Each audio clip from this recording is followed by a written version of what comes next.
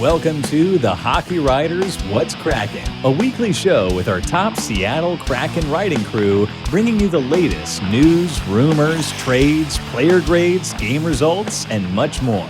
From training camp to the playoffs, from the first ever puck drop to their future rivalries, our team covers everything that happens with the Kraken. So sit back, relax, and get ready to find out what's Kraken. Hello and welcome to the Hockey Writers What's Kraken show, hosted by Tom Pepper, me, I'm Sean Raggio, and Adam Kierszenblat, presented by the Hockey Writers, where we talk Seattle Kraken hockey every week on iHeartRadio, YouTube, and wherever you get your podcasts.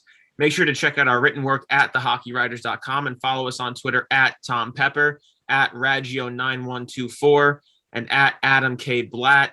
Tom can't be joining us today, so I got my hair down in honor of him. We miss you, buddy. Excited to get you back soon. Adam, man, it's been a week. How you living? Well, everything is pretty good around here. You know, big NFL week last week with big Seahawks fan. So that was a dumpster fire of a game. But look, the Seahawks won, so it's a good week for me. How you been doing over in New York? Well, Big Blue didn't look like Big Blue, but I mean, they got us a win, and they got a win before the Jets did. Technically, their game finished first, so I was able to get bragging rights over some of my friends. Pretty brutal fantasy week. Yeah, it's not looking too good on my end with that. Hopefully, fantasy hockey is going to go a lot better. But I've been living it up. I'm excited to get talking. You know, this is the highlight of my Monday, and I'm ready to jump in. And I'm curious to you. 3-2 so far this preseason, 12 goals for, 17 goals against, which is kind of against the narrative I feel that's been set with this being a very defensive first team. The 12 goals makes sense, but 17 goals in 5 games, 3 goals a game, I'm not loving it too much. Who has stood out for you so far this preseason, and maybe who hasn't stood out for you? Well, for me, there's a couple players that have really stood out. Morgan Geekie is one of them. He's earning his spot on this team. He's been playing great throughout the preseason. Another one is the chemistry that we've been seeing with Eberle and Schwartz. Jordan Eberle, James Schwartz. It seems like they're going to make up that first line, and they're finally gelling. They're finally connecting. You know, Eberle the other night, he had 7 shots on goal in 1 assist and a 2-1 overtime win versus Edmonton. So those are kind of the positives. The negative for me is the fact that we're seeing Chris Driedger and Philip Grubauer, you know, allowing goals that they shouldn't. The 17 goals allowed, it's not like they're throwing in Joey Decord every game. These are their starters and their backup for the season that are playing in most of these games. So it's a little bit concerning, the fact that the goaltenders haven't clicked yet in the net. I'm not saying that the goaltenders need to go out and put shutouts every night, but 3 goals allowed every game, average every game. It's not a great sign, even though they do have the winning record. You know, I think it might be a bit early, considering it is preseason, for me to say that maybe to an extent, no disrespect, their records last season were a bit more indicative of the team in front of them. And, you know, everyone can, you know, a goaltender gets hot and anything is possible. Look at Carey Price in the playoffs. Granted, Carey Price is his own level. There's a goalie, I forget who it was, who turned it on in the regular season and basically took the team to the playoffs. Oh, Jordan Binnington, when the Blues won the Cup. Could that have kind of been what Driedger was seeing? He took the opportunity of Bobrovsky struggling. The team wasn't that bad in front of him either. I really like Florida this year. I loved them, especially Ryan Lomberg, but that's a whole other conversation. I loved them in the playoffs against the Lightning. I thought that was probably my favorite playoff series. But do you think that part of the goalies were almost misconstrued by the teams in front of them? We don't even have to touch upon the team that Grubauer had in front of him. That kind of speaks for itself. Well, Florida is a very defensive team, but I will give Chris Driedger a little bit of credit because they were missing their top defender in Aaron Ekblad for most of the year. But remember, you have guys like Alexander Barkov and Jonathan Huberdeau. Their defense is solid. Like it does lead to the fact that Chris Driedger's numbers may have been a little bit elevated. And also, like, this is a goaltender who's had one good year. So that's where it's a little bit concerning. You know, he's been a backup in the AHL for most of his career, but he had really one good season, and then Seattle threw all this money at him. So that's concerning. With Philip Grubauer, the thing about Grubauer is that he did play well. I don't think he played as well as people thought he did, but the Colorado defense is not as good as people perceive. They're a very high scoring team, but based off of how their offense is, they're not the best team defensively. And also we have to put into perspective that they were playing teams like LA, Anaheim, San Jose constantly throughout the season, while Chris Driedger was playing, you know, Tampa Bay. So yes and no. I think both are good goaltenders, but there is some truth behind that. We can look at the teams that they put in front of them on to why they've struggled through the preseason. We see are we projecting more of a 1A, 1B or a solidified 1 and 2 where the 2 could overtake the 1? Like, how are we feeling? We feeling it's going to be a more of a split down the middle almost, or is someone kind of going to be looked at as the guy? And if anything, just like in Florida, Driedger might even get the bump, assuming Grubauer's the guy. Well, I think Grubauer is the number 1 starter right now, and I foresee kind of, 50 games for Grubauer around that point. But Chris Driedger can take over. We saw it in Toronto. Like if Philip Grubauer struggles, if there's injury problems, we saw Jack Campbell just emerge in Toronto, even though they had a all-star goaltender there. So I think Phil Grubauer gets the benefit of the doubt to start with because he was a Vezina candidate. He is the better goaltender.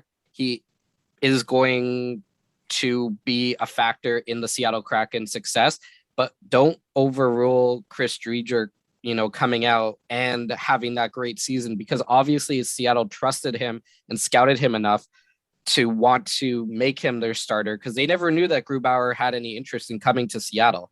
So they were ready to go with Chris Driedger and Vitek Vanacek from the start of the season. So we'll see how that plays in. So yes, the goaltender has to stop the puck, but he's got guys in front of him. So I want to talk about defensemen right here. Will Borgen in game 3 had a 60% Corsi at 5-on-5, playing almost 20 minutes and over 2 minutes shorthanded. We just did a piece, which we will get to, a collaborative piece. Adam, you were a part of it, projecting the Kraken's defense come opening night. Now, no one had Borgen on their list. A couple of us put an extra skater. For me, it was Jeremy Lauzon, and I think it was Nick Pinkerton also wrote Jeremy Lauzon. He wasn't even mentioned, Will Borgen. What do you make of this? Do you think this was a guy having a good game? Guy had a night? Or do you think he's actually going to make a push for the starting lineup and make all of us look wrong? I think that the starting lineup is pretty much solidified with at least the top 7. Will Borgen, it was more of just he had a good night. The game versus Calgary, it wasn't the best from a playing perspective and a viewing perspective. It was kind of choppy, but I think it was just he's trying to impress, but I don't see a way that he makes this team based off of who's ahead of him. But it's always good to know that maybe he'll be carried as an 8th defenseman, or maybe he'll be in the minors and it's an easy call up. Like, it's good to know that these players can play in an NHL environment. Granted, the fact that Calgary's lineup was not an NHL lineup at the time. Is it kind of a bad look for the Kraken that they're pretty much fielding more or less an NHL lineup relative to their peers, considering most of the team is guys who've been at least playing partially in the NHL? Being 3-2, is that kind of a bad look at this point? I mean, we already talked about the goaltending being concerning to a degree. Again, everyone's going to hit you with it's preseason. But we talked about it last week. This is an important preseason for the Kraken. Guys are always fighting for jobs, but I think it's a bit different when in the Kraken situation. Well, yeah, when you have your NHL team essentially playing almost every game, or players that you are going to see in the NHL playing on an everyday basis, it's not great when you're losing to teams that are fielding the minimum amount of NHL veterans, or allowing 3-4 goals a game versus teams that are mostly AHL lineups. It's not the best, but it's early. There's still, I believe, 2 more games left by the time that this hits. I know they're playing Vancouver on Tuesday, the 5th. So we'll see how their Vancouver's lineup looks, because now that lineup is starting to get a little bit more solidified, and we'll see if they can really generate something against that offense. But it should be a little bit concerning that they're not absolutely blowing teams away, especially when other teams are presenting AHL rosters. So I'm going to just jump into this right now. We collaborated with 2 other of the Kraken writers, the Kraken crew. I think we should get that trademarked. We'll pitch that out there. We'll work on that. Us, the Kraken writing team, Jake Zrihan, sorry if I mispronounced that, and Nick Pinkerton. And, there were some interesting takes here. I'm going to read out your projected defensive pairings here. You got Oleksiak and Giordano on the first, Hayden Fleury and Adam Larson on the second, Vince Dunn and Carson Soucy on the third. Relative to myself, Mark Giordano and Vince Dunn, Hayden Fleury, Adam Larson, Soucy, and Oleksiak. So, you, sir, when I tallied up the consensus, are the reason that Adam Larson, I'm writing Lars for shorthand, he was in the top 2 as opposed to the top 4, and Vince Dunn was dropped because you were the only person to put Vince Dunn on that third pair. Can you explain yourself, please? Well, with my list, first we have to understand that Seattle's fielding a lot of left-handed defensemen, so players are going to be playing on their offside. Mm-hmm. So left D, right D is not a big deal. Which side each player plays on. I was just more focused on who's playing with who. But I put it basically where you have a puck-moving defenseman with a stay-at-home defenseman. So Mark Giordano, he's an offensive-minded defenseman. As much as he is good defensively, he's playing with Jamie Oleksiak, who's a tank on the back end. Got Adam Larson, who's a tank on the back end, playing with Hayden Fleury, who has that ability to be that offensive defenseman, and who is, if he's put in the right situation, he can be. And then you have Vince Dunn, who I believe is an offensively minded defenseman, more than he is defensively, partnered with Carson Soucy, who is that offensive defenseman. So it's more of how I wanted to see the lineups going. I also put in there that speed element. So I didn't really want a line that's too slow. So I didn't really want to, I know like Jamie Oleksiak and Mark Giordano are a little bit of a slower line, but I didn't really want to put Vince Dunn and Jamie Oleksiak together, or Vince Dunn and Mark Giordano together. I just feel like their games wouldn't mesh. And this is kind of how I foresaw the lineup when the Seattle Kraken first announced their, their expansion draft roster, that you'll see a lot of Jamie Oleksiak and a lot of Mark Giordano together. Maybe they'll throw Adam Larson and Mark Giordano together, but those 3 are going to be playing together in big capacity roles this season. So I just wanted to clarify. You said when you talk about Soucy, he was offensive. Did you mean defensive? Yeah, Soucy is a defensive player. Vince Dunn is more of the offensive player on that line. So to me, and I'm just going to start with my guy, my 7th defenseman, Jeremy Lauzon, because I'm ready to eat my words. I did the Meet the Kraken on him, and I said he might benefit from some time in the AHL. And I know he was more offensive when he was younger, and he's taken on more of a defensive aspect to it. But, I heard some of that in the comments. So having him be that 7th defenseman, I might be getting some slack for that. But for me, I feel that, yes, Mark Giordano is 2 years removed from a 70-point season, but I feel he's more two-way than just offensive. I feel that if needed, he can play more of a defensive role. I think he'll be on the power play. So he's going to get his cookies. He's going to get his apples. He'll be eating fine at the dinner table. Apple Day keeps the doctor away. It's going to be all right. It's going to be all right. But I think that he's going to be looked at with Dunn on that first line, because you want Dunn to explode. You want Vince Dunn to take off right now. I think, was it a 2-year contract, if I recall? Vince Dunn has a 2-year contract at $4 million. I think this is a very, very big contract for Vince Dunn. This is his make or break. I don't think that the break means he'd be out of the NHL, but in terms of what kind of player are you going to be? Are you going to step up and be the guy to lead the back end offensively? And I think that the best person to help him with that is Giordano. If Dunn is struggling, Giordano can take some of that offensive load and pressure and responsibility away because he's expected to put up points. Even though he's getting older, maybe slowing down a little bit, he's expected to be putting up points. So he can take some of that pressure away. And he's been around for so long. He held out and went to the the KHL, if I recall, years ago. So he's been through more than probably most guys on this roster. I think that Hayden Fleury and Adam Larsson, same concept. Fleury could have a good offensive year. Adam Larson's a rock back there.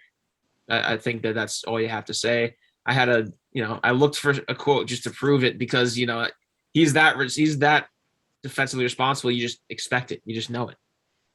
You know what you're going to get from him. Now, I feel like there's a misconception on the third pair in general. Oh, it's the third pair. They're not going to get a lot of time. They're expendable, replaceable. This to me could act as a first pair. Soucy and Alexiak. They're going to be the guys. This is your shutdown pair. They're going to be the guys going up against McDavid, McKinnon, the perfection line, Crosby, Malkin when they're healthy. And I think that having them is going to they're going to be the two that are going to be closing out close games down the stretch. And I think that that's going to endear themselves to fans, being the guys willing to play physical, be the ones to shut down other teams' top guys. And when you do that, you allow the top two pairs a lot more flexibility offensively to do their thing. Can I throw out one name that I think a lot of people are not talking about, who I would love to see in the lineup? I don't think it's going to happen. Can I guess? But I would love to see him as the seventh defenseman, and that is Dennis Cholowski out of Langley, BC. I was going to say that. I was going to guess that. Yeah. Pretty quick drive up the I-5. He's only 23 years old. Like, here's the thing. He was part of a bad Detroit Red Wings team the last 3 years. He's been okay. He has been bouncing up and down, so he hasn't had really stable play time in the AHL or the NHL. But this is a guy who I believe could really make a big difference especially if there's an injury. We're talking about a guy who in the WHL put up 66 points in 69 games as a defenseman in his 1 year. And that's a player coming from the BCHL. So in the WHL, defensemen don't usually put up a 0.96 points per game in a season. That just doesn't happen very often. This is a special kid. You know what? The NCAA didn't really work for him. So he came to the WHL. He's shown that he can be a stable force on the back end. And I feel like Detroit kind of mismanaged him a little bit, but he is definitely a player to watch that I think could be, if he's not the seventh defenseman, the first call up, especially if there's an injury. And he might even get in above a guy like Jeremy Lauzon if he's called up. Mm-hmm. Like, I have a lot of confidence in Dennis Cholowski. I like the way he plays. He seems like a piece that is going to be really important for them, especially in the future. So that's who I'm going to put my bet on, we're going to see him in a couple games this season for sure. All right, let's hit on Cholowski for a second here. He has an outstanding start to the AHL year. Let's say he earns that call up over even the seventh defenseman. Let's assume it's Lauzon. Who do you think he would replace in that lineup? Who I don't want to say expendable, but of those six starters, who do you think he could get the nod over? I have someone in mind, but I want to hear what you think before I throw it out there. Well, for me, the only player that really makes sense that would come out of the lineup is Hayden Fleury. Mm-hmm. No, he hasn't had the best career so far. Carolina had to move him to Anaheim because they were going to lose him in the expansion draft anyway, so they might as well get a pick or a player back in Joni Hakanpää. Rob Brendamore in Carolina just didn't really trust him. He got some minutes in Anaheim, but those were kind of garbage season minutes. I'm a fan of Hayden Fleury. I'm a fan of anybody who comes out of the WHL, but he isn't as established as the rest. I don't see them, benching a Vince Dunn or a Mark Giordano to bring in a guy like Dennis Cholowski. Yeah. And if you're going to do that, then Dennis Cholowski is more of an offensive driven defenseman. So you can't take out a guy like Jamie Lexiak or Carson Soucy, who will be on your penalty kill, because Dennis Cholowski, he's not built for the penalty kill in the NHL in my mind. So Hayden Fleury seems like that player that, you know what, if Lauzon's going to get a chance, or if Cholowski is going to get a chance, or even Borgen is going to get a chance, it's going to come at the expense of Hayden Fleury. I completely agree. And I think it's going to be based on Hayden Fleury's offensive production more than his defensive play. Because at this point, he just has to start producing. I think he had 4 goals and an assist last year. And, you know, good on a defenseman for scoring some goals, but like to have more goals than assists as a defenseman, unless it was like you're scoring 15, 20 goals and then maybe matching it in assists, I don't like that. You know, you can shoot it and get, you know, a good bounce or a good screen, but you got to be moving the puck. You got to be facilitating. That's if you're an offensive puck moving defenseman. And I'm pretty sure that 3 of those points came with Anaheim, which he didn't play. He played only a handful of games with them. I think he was averaging around 20 minutes a game. Don't quote me on that. I looked briefly last night while doing some research, and I think he was up 5-ish minutes a game from playing in Carolina. So, I mean, we have him slotted in the top 4. He's on the lineup in the consensus. He was the 6th defenseman. So, I mean, he needs those minutes. Now, he could be a borderline power play guy. I personally, if I was building a team, I would go with a 4 forward and 1 offensive defenseman power play. At least it works in Chell. So, you know, clearly it's going to work in real life. And I think that if they do go 2 defensemen, I think you got to give – I wanted to say Vince Dunn that first power play spot because he needs it for his, you know, development, for his confidence, but it's kind of hard to take that away from Gio. I don't know how you feel about that, but – yeah, so if you're going to run 4 and 1 for both power plays, it's Giordano and Dunn. Yeah. And Giordano's, you don't take him off you don't take a Norris caliber defenseman or a former Norris winner off the first power play, especially because he can still produce. And Vince Dunn has not really shown that he can be that power play 1 quarterback yet. I think it depends on how much you rely on your power play 1, though. Because if you're giving your power play 90 plus seconds of that power play, then how's that going to help Vince Dunn's development? And confidence too. It could also be in Vancouver. We had a similar situation a couple of years ago with Quinn Hughes and Alex Edler. Alex Edler has played the power play for many years. And instead of Travis Green just giving Quinn Hughes that first power play opportunity, he had to earn it. So eventually Quinn Hughes took over. So it might be a similar situation where where Haxtell says, hey, Dunn, you're going to be the first power play if you earn it. So if he shows that he can quarterback that second power play, then he gets the opportunity to jump in rather than just giving him it right off the bat. You know, just to further your point, you know, throwing me to the side there and my thoughts on Dunn with Giordano having scored that beautiful backhander 5-hole against Calgary in Calgary, which was a nice sight to see. I think I heard some cheers too, which was, you know, I respect that a lot. I didn't catch the Patriots game last night to toss back to football, but I heard some people were booing Brady, and it's glad to see that Giordano isn't getting that kind of treatment.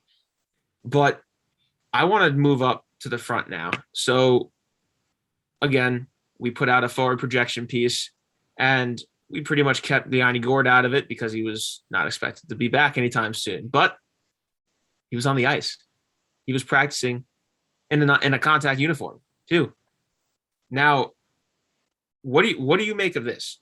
I was reading, and he said they're still on a timetable. He's still got a plan, a schedule. So I'm not too optimistic he's going to be there for opening night. That was paraphrasing quotes from an article by Ryan S. Clark on The Athletic. And I'm not optimistic, but I'm excited. And what are your thoughts on his contact jersey? So this is very bizarre because we were told, or we were led to believe, that he was going to be ready in November. maybe even December. So it's kind of like the curious case of Yanni Gourde. We think he's going to be out longer than he is, and then he's miraculously, as time goes on, he's healing faster than any human being possible. So we'll see where that goes. The interesting part is that he was playing on a line or practicing on a line with Ryan Donato and Cole Lind. Those are two players that, when you're looking at it, they're either going to be that on that fourth line or not in the lineup. So they're not putting him on a line with Schwartz and Eberle, which is what a lot of people expect it to be, and then they'll move McCann down. But it will be an interesting situation because we don't know what's going on with Yanni Gourde. We don't know where his shoulder is. Another point is that he was playing on the penalty kill during the practice today. So that's something to watch out for. We didn't really know if Yanni Gourde, we know he's going to play on the penalty or a power play, but the penalty kill was kind of one of those things that was up in the air. Seattle has a lot of penalty killers, so why would you put Yanni Gourde out there? But if he's in a non-contact uniform, if he's trying to block shots on a penalty kill, if he's throwing his body around, then that tells us that he is he's a lot healthier than we originally thought. And that maybe the projection that was given at the beginning wasn't actually correct. Maybe there was something where it wasn't as bad as we initially thought, or he's basically a robot. Like there's no medical explanation to how a player can go from, oh, well, he might be ready end of November, December, to, hey, our season opener is October 13th, around there. He might be ready for that. You don't just gain 2 months of potential healing overnight. So there was definitely this is definitely a weird circumstance. We don't know all of the information, and it will be interesting to see once he actually steps on the ice, if it is against Vegas in the home opener or the season opener, or maybe the home opener against Vancouver, how that shoulder holds up and if they rushed him. Now, Adam, my co-host, my friend, and I want to support you in your endeavors. So I think they shouldn't rush him back so we can prop him up and be that mascot like you talked about. We can trot him out, connect with the fans. I think we got to keep him in that glass box until he is perfect, ready to go. No. Yes. But no, that's not entirely my reasoning behind it. I think that while I do believe they shouldn't rush him back, I think that it's because I don't think one player will have as big of an impact on what the team has going on this early. Down the stretch, healthy is another thing. Off the hop, there's so much up in the air with this team between, how we think they're going to produce offensively as it is and guys making an impact that we might not have expected to make an impact already. I mean, Morgan Geekie has at least 2 goals, if I recall. I didn't expect him to have that kind of an impact. I thought he'd be on the roster. So I think that it offers some guys a good opportunity to step up. And in regards to what you were saying, how he, could we have maybe been given, I don't want to misquote you, but kind of like given the wrong information about the injury time, is that I just don't think they have anything to gain from that. I mean, it's not like they're trying to shop him around or he is up to be stolen or something. So I think maybe it's just a case, we saw that, mini documentary on Connor McDavid, and granted he is, I don't know if he's human. He might be alien. He's that good. I think we need to see some tests on that. Gary Bettman, he's just that incredible of a hockey player. Superhuman. He recovered so fast. These are professional athletes. They could recover. Their recovery is a lot better than beer league Jesus right here, right? McJesus versus beer league Jesus. I'm not going to recover in 3 quarters. I can't even imagine how long it would take me to recover from what McDavid went through, let alone Gourde. Well, the big thing to remember here is that we don't want another Vladimir Tarasenko situation where, he's had his 3rd shoulder surgery here because he was rushed back before it was fully healed. So we don't want that type of situation where if you rush him back, it could lead to more months out. You want him to be 100% healthy. You want him to be ready for that stretch.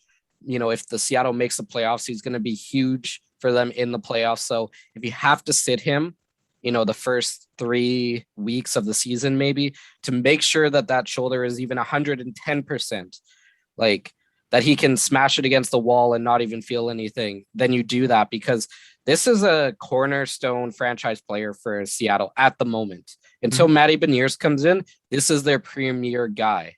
So you do not want anything to happen to him. You do not want him throwing out his shoulder and then Jared McCann being your number one center. McCann has shown great during this season, preseason. He's not a number one center. It is evident that he is a second or third line center. He cannot play that first line center for the entire season. So you need Gourde back as soon as possible, and you need him going at 100% if the Seattle Kraken plan on making the playoffs this season. Now, before I touch on Beniers, which I'm going to because I already love the kid, but I'm thinking that I said how one guy can't, make or break it for you, which could be argued one way or the other, Crosby, David, but what I'm thinking is the division's not very good. I'll make this quick. We got a wrap soon, but they aren't in the best division. So even without him, even if they don't get off to a blazing start, they could still be sitting pretty by the time he comes back. And in regards to Beniers, I'm pretty sure it was our producer, Matthew, who wrote the prospect profile on Matty B. And excuse me if I got that wrong. No disrespect to the actual author. He was compared to Jonathan Toews. Fantastic two-way player. How many great two-way players does this team have that Matty Beniers is going to get to learn from? Gourde included.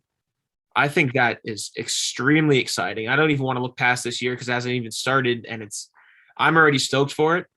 But that's something to think about too in terms of Gourde. You don't want him sour at the organization, as you said. You don't want another Tarasenko situation. We won't even mention Jack Eichel and his situation. Now, any thoughts from you on Beniers or final thoughts in general? Well, listen, Matty Beniers is going to be great in Seattle. He's not going to put up 100 points in a season. He's going to be in that, maybe 60 to 80 point range. He's going to be their number one center. But maybe not necessarily next year if he comes out. I still see that Yanni Gourde, James Schwartz, Jordan Eberle pair sticking together for at least the next couple years. Maybe they move that line to that second line and move Matty Beniers with whoever he's partnered with as the first line. But it's going to be interesting. A lot of the projections are coming out and they have Seattle over 90 points, which, looking at their roster, it's questionable. I think that people are putting a lot of stock in Philip Grubauer, and that's why they're so high on the list. But we have to wait and see. The Pacific is going to be a very tough division. It's going to be a division where there's a lot of hits thrown. It's going to be a high score division. And if you start to fall back, we've seen it in years where, teams who fall back early can't catch up in the Pacific Division normally. We know Edmonton's going to be at the there. We know Vegas is going to be at the top. That leaves one playoff team and potentially one wild card team. So which of Calgary, Vancouver, Seattle, LA, San Jose, or Anaheim is going to step up into those two final spots? Mm-hmm. Yeah, I definitely agree. It's going to be interesting to see. But that's all the time we got, man. This was fun. Good show. It's always a pleasure talking with you, and Matthew, our producer, as well. Tom, we're excited to get you back, fella. Hope all is well. With everyone out there listening, thank you for listening and tuning into this week's episode of the Hockey Writers What's Cracking. Excuse me. Let me break one sec. I meant to give a quick shout out to Rome Girls Hockey. I mentioned a couple weeks ago, I saw my cousins play, and they play for Rome. Much love to them. And apologies, I'm going to get back into it. So thank you again for tuning into this week's episode of the Hockey Writers What's Cracking. We hope you enjoyed the show and look forward to next week as we'll be breaking down any Seattle Kraken news and rumors that come up over the next few days. Again, please make sure to check out our written work at thehockeywriters.com and follow us on Twitter at Tom Pepper, at Raggio9124, and at Adam K. Blatt. From Tom, thank you, Tom. From Tom, Sean, and Adam, this has been the Hockey Writers What's Cracking.